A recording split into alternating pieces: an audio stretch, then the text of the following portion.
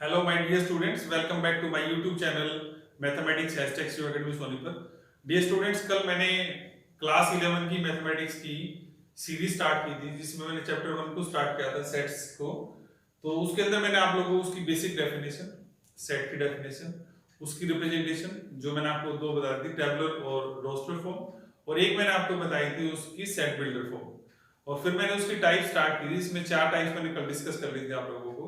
Empty set, जिसके दो नाम और मैंने आपको बताए थे, नल सेट और void set, singleton set, equal sets और इक्विवेलेंट सेट। तो उसी कॉन्टिन्यूएशन में आज मैं आप लोगों को दो इंपॉर्टेंट टाइप है उसकी समझाना चाह रहा हूं। फर्स्ट आपके पास उसके अंदर है फाइनाइट सेट। फर्स्ट है फाइनाइट सेट, और एक मैं आपसे डिस्कस करूंगा आज इसके अंदर इनफाइनाइट सेट। फाइनाइट सेट और infinite set.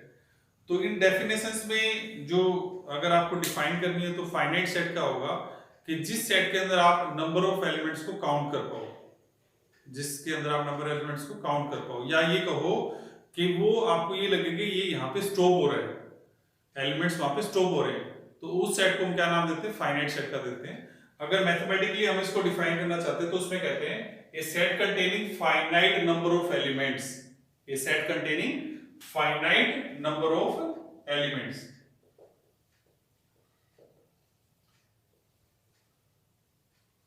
Finite means to say in the braces, just like we discussed about the set of vowels a, e, I, o, u, तो हम इनको काउंट करके बता सकते हैं 1 2 3 4 5। जहां पे आपको ये लगे काउंटिंग हम इसकी कर सकते हैं, वो सेट फाइनाइट होगा।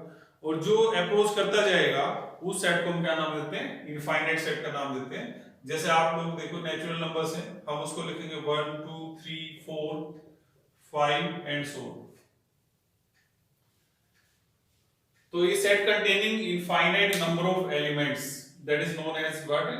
Infinite set. जैसे मैंने आपको एग्जांपल दे दिया, सेट ऑफ नेचुरल नंबर्स 1 2 3 4 5। या जैसे आप सपोज करो सेट ऑफ डेज बनाते हो, डेज हमें पता है वो काउंट कर सकते हो। सेट ऑफ मंथ्स बनाते हो तो उसको भी काउंट कर सकते हो। तो वो हमारे पास क्या हो जाएंगे? सारे के सारे फाइनाइट सेट हो जाएंगे। इनफाइनाइट सेट के और भी बहुत सारे एग्जांपल्स हैं। जैसे ये एन हमारे पास हो गया सेट ऑफ नेचुरल्स। दूसरा हम ले सकते हैं whole numbers, set of whole numbers, जिसमें नेचुरल नंबर में आप जीरो और इंक्लूड कर दोगे एंड सो। उसके बाद आता है सेट ऑफ इंटीजर्स, जिसको हम जेड और या आई से डिनोट करते हैं। सेट ऑफ इंटीजर्स को डिनोट करते हैं जेड या आई से। और इसमें क्या होगा, जो होल नंबर है वे और उनका नेगेटिव।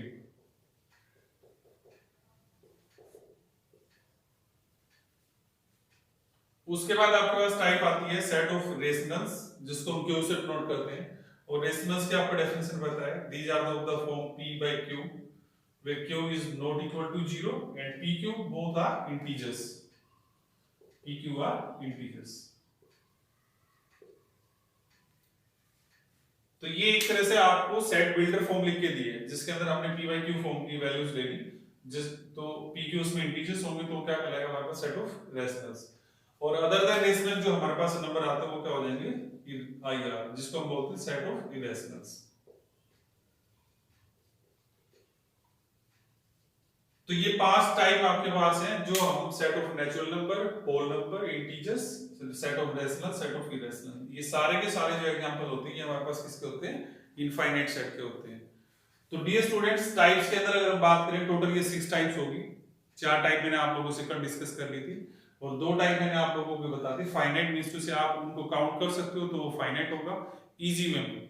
मैथमेटिकली हाई लेवल पे जाते तो इसकी और भी डेफिनेशन बताई जाती है फंक्शन को लेके, लेकिन फिलहाल 11th क्लास के लिए बच्चों के लिए सिर्फ इतना ही ध्यान रखना है कि जहां पे काउंटिंग हो सकती है उसको फाइनाइट सेट कह सकते हैं। और जो हमारे पास अप्रोच करता जाएगा, डॉट डॉट डॉट, ये कह रहा है कि ये ऐसे कंटिन्यूटी में चलते रहेंगे, ठीक है? तो इसको हम ये सोच सकते हैं इनफाइनाइट। जैसे आप लोग समुद्र है, समुद्र का पानी है, एक छोर पे देखते हो वो आगे बढ़ता चला जाता है, दूसरा छोर आप उसका देख नहीं पाते, तो इनफाइनाइट का होता है। लेकिन अगर आप किसी जोड़ तालाब की बात करोगे तो आप एक किनारे से दूसरे किनारे को देख सकते हो। तो ये बिल्कुल वही चीज है फाइनाइट के अंदर और इनफाइनाइट सेट के अंदर। तो डियर स्टूडेंट्स, ये हमारे पास क्या थी? टाइप थी सेट की। अब मैं आप लोगों से इस पे बेस्ड प्रॉब्लम्स को डिस्कस करूंगा जो आपके काम आएंगे, जिससे आप सेट की डेफिनेशन को और इन टर्म्स को अच्छे से अंडरस्टैंड कर पाओगे। सो डियर स्टूडेंट्स, अब मैं आपके सामने ये क्वेश्चन नंबर 1 के 5 पार्ट डिस्कस कर रहा हूँ एनसीईआरटी की बुक से, जिससे आप लोगों को जो टर्म्स मैंने बताई है सेट थ्योरी के अंदर वो अच्छे से क्लियर हो जाएगी।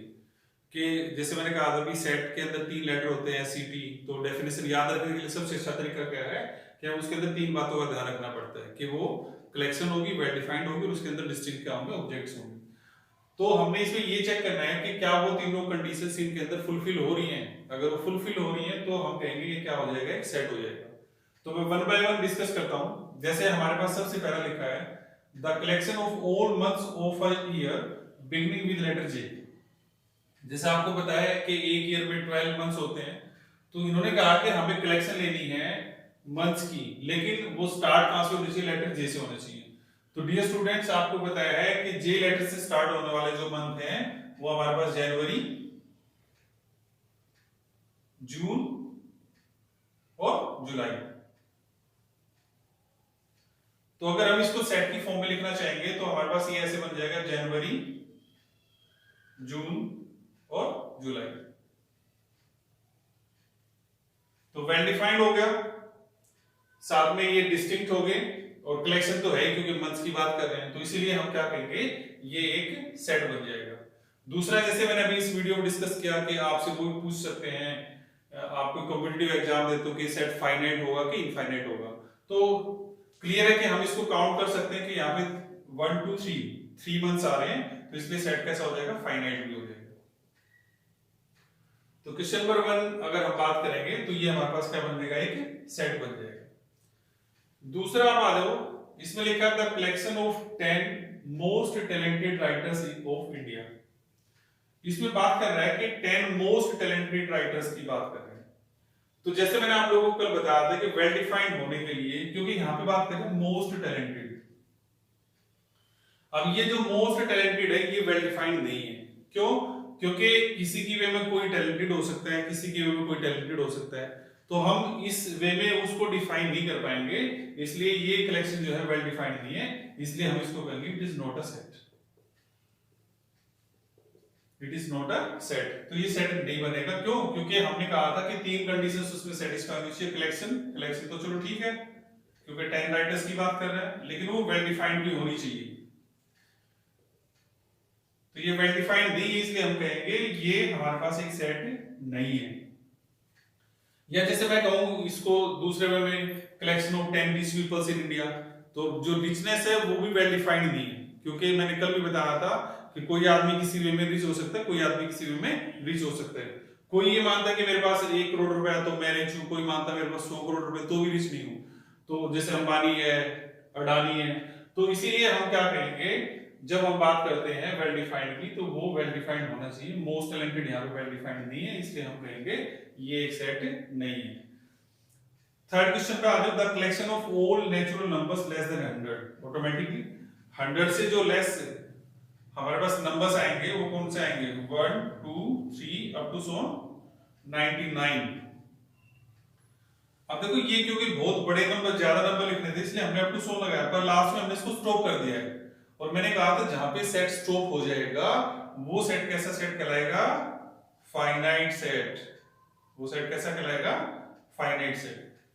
तो ये सेट हो गया, और साथ साथ मैं आपको वो चीजें बता रहा हूं, अगर वो सेट है तो फाइनाइट है कि इनफाइनाइट है।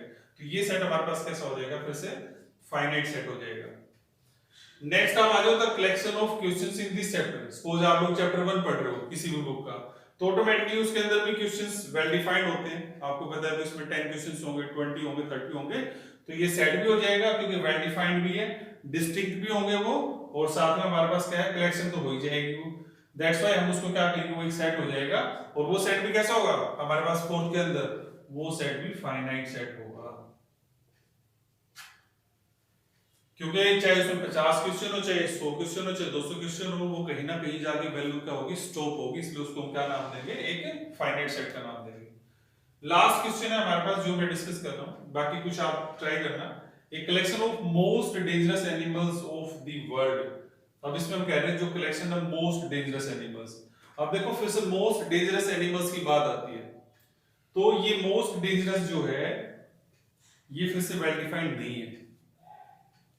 रीजन आप इसका खुद समझ सकते हो कि बहुत से लोगों को आप देखते हो घर पे भी जनरली गर्ल्स होगी या लेडीज होगी वो छिपकली से बहुत डरती है, तो अब उनके लिए वो मोस्ट डेंजरस है, लेकिन हम लोग नहीं डरते हैं तो हमारे लिए मोस्ट डेंजरस नहीं है। इसलिए जो मोस्ट डेंजरस टर्म है ये not well defined, it is not well defined. इसलिए हम कहेंगे कि ये मोस्ट डेंजरस जो है ये वेल डिफाइंड नहीं है, तो इसलिए ये भी एक सेट नहीं बनेगा। तो इसलिए डियर स्टूडेंट्स ये ध्यान रखने की बात है कि जब भी हमें ये पूछा जाए कि इनमें से कौन सा सेट होगा, अपने आंसर को जस्टिफाई करो, तो उस केस में आप लोगों ने सिर्फ ये तीन चीजें ध्यान रखनी है। कलेक्शन तो चलो वो हो ही जाएगी, नो प्रॉब्लम। मेन चीज उसमें आप लोगों ने ध्यान रखना है कि वो वेल डिफाइंड होनी चाहिए, वेल डिफाइंड हो और साथ में कैसा आ जाए वो डिस्टिंक्ट ऑब्जेक्ट आ जाए। तो इसमें क्या होगा, वो वेल डिफाइंड भी हो जाएंगे और डिस्टिंक्ट ऑब्जेक्ट भी आ जाएंगे। तो इसमें से ये तीन जो है हमारे पास ये सेट बनेंगे, ये दो सेट नहीं बनेंगे। क्यों? क्योंकि इसमें जो मोस्ट टैलेंटेड है ये वेल डिफाइंड नहीं है, इसके अंदर जो मोस्ट डेंजरस है ये वेल डिफाइंड नहीं है। इसलिए हम ये कहेंगे कि ये दोनों सेट नहीं होंगे, क्योंकि वो सेट की इस कंडीशन को फुलफिल नहीं कर रहे हैं, इसलिए वो सेट नहीं होंगे। बाकी जो हम लोगों ने तीन लिए हैं इसमें ये तीनों कंडीशंस को फुलफिल कर रहे हैं, इसलिए हमारे पास क्या हो जाएंगे, सेट हो जाएंगे।